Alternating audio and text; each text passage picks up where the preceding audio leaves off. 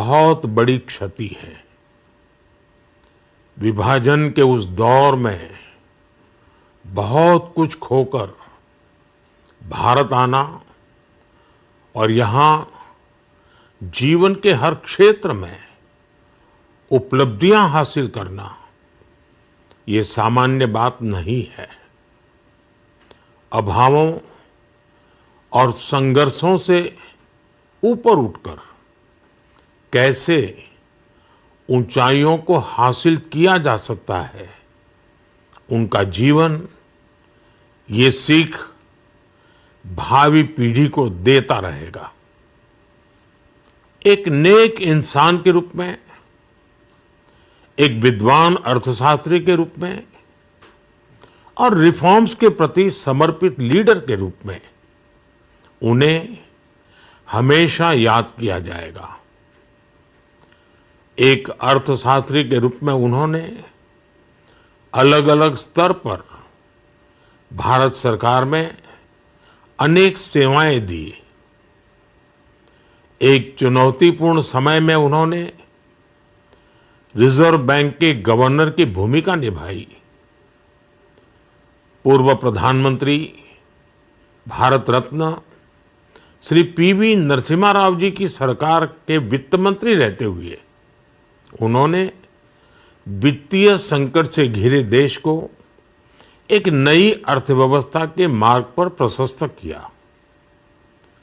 प्रधानमंत्री के रूप में देश के विकास में और प्रगति में उनके योगदान को हमेशा याद किया जाएगा। जनता के प्रति, देश के विकास के प्रति उनका जो कमिटमेंट था, उसे हमेशा बहुत सम्मान से देखा जाएगा। डॉक्टर मनमोहन सिंह जी का जीवन उनकी ईमानदारी और सादगी का प्रतिबिंब था। वो विलक्षण सांसद थे।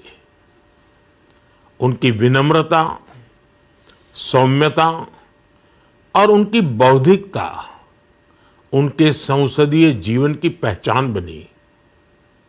मुझे याद है कि इस साल की शुरुआत में जब राज्यसभा में उनका कार्यकाल समाप्त हुआ, तब मैंने कहा था कि सांसद के रूप में डॉक्टर साहब की निष्ठा सभी के लिए प्रेरणा जैसी है।